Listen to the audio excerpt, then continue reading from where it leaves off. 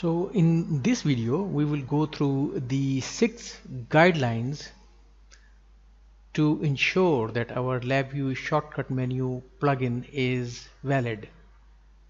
A malformed plugin might not appear when we right-click an object or fail to execute if we select the plugin. LabVIEW does not return errors or warnings if a plugin is invalid. So let's go first to launch the plugin we have been working on in the previous few videos. For that, let's go to documents, then LabVIEW data,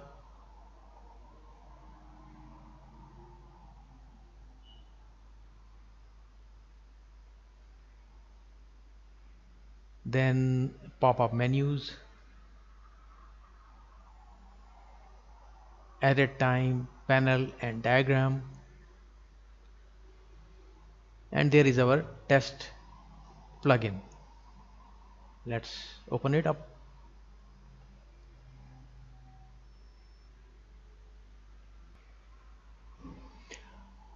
So the first point is that our VIs should not be broken. We should load the VIs in LabVIEW and ensure that VIs do not report errors. Let's launch the execute VI, and it is not broken. Next, launch the test control, and it seems to be okay. Next, launch the test VI, the build VI, and it also seems to be okay. So the second point is that the connector panes adhere to the required pattern.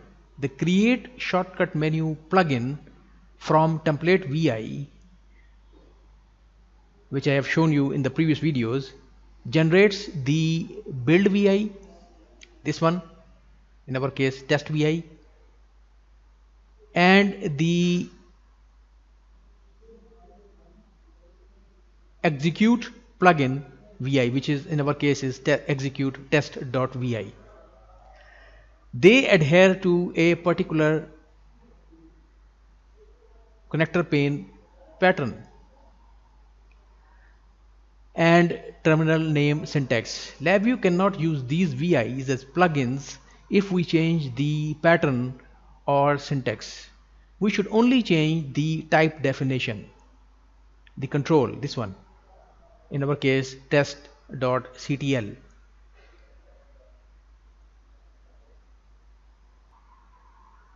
The third point is that the plugin LLB and build VI names must match. LabVIEW saves the plugin files and type definitions in an LLB with the plugin name. In our case, it is called test.llb. The build VI, which is this one, test.vi, must have the same name as the LLB except for the file extension. This naming convention allows LabVIEW to simultaneously manage multiple plugins in memory. The fourth point is that the debugging tools are disabled. We must disable debugging tools for the build VI, this one. Let's go to the block diagram, and we can see that the debugging tool is indeed disabled. LabVIEW cannot stop for breakpoints or probes when building the shortcut menu.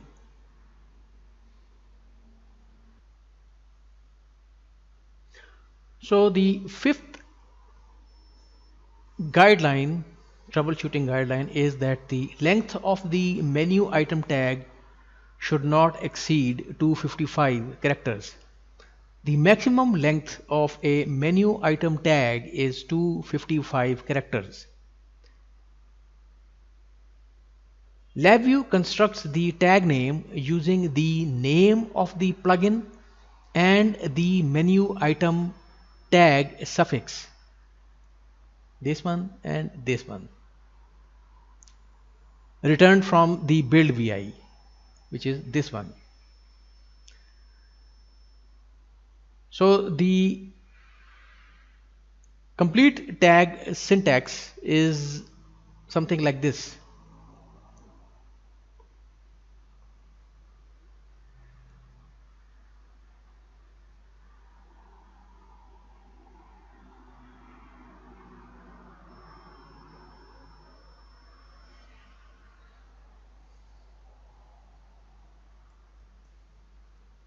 App underscore sc underscore plugin underscore the name of the plugin, which in our case is test, but I will leave it as x. X is the name of the plugin, your plugin.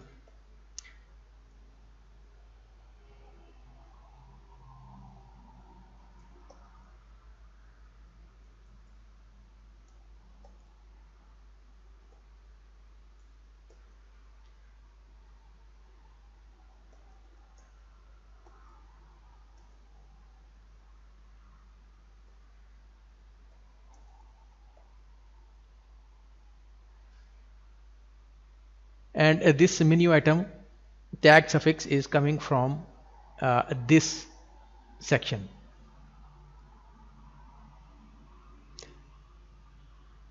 The last troubleshooting guideline is that the refnum type matches the objects in the plugin that it affects. We should check that the refnum type in the type definition match the object type that the plugin affects, and that you do from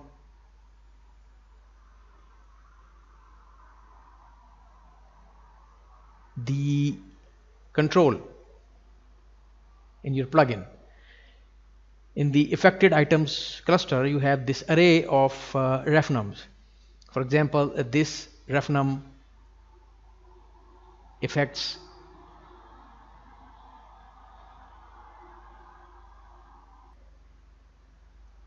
the g-object refnum, all g-objects, as you can also see in the context help, that it is a g-object refnum. The second one is the dignum refnum. So if I right click on the g-object and then press this plugin, call this plugin, then it only tells us the classes of the objects that we had right clicked on. But if I right click it on the dignum, digital numeric, then not only does it tell us the, let's see the front panel as well, not only does it tells us the class of the object, but also increments it. It's now at 4, so if run it again, then it will turn to 5, as I had coded it, this thing in the execute test VI. And this one in the last video, which you can see over here, we are incrementing the values of the second refnum, which is the digital numeric refnum, and for the all others g objects we are just extracting the class names. To identify the refnum type of an object, we can use the lookup all shortcut menu tags and types, which I described in the last video, how to install it. So it is also displaying that this is a digital ref num, while this one is a boolean control. And if we go to our type def, then right click on it, and it is also a LabVIEW object ref num.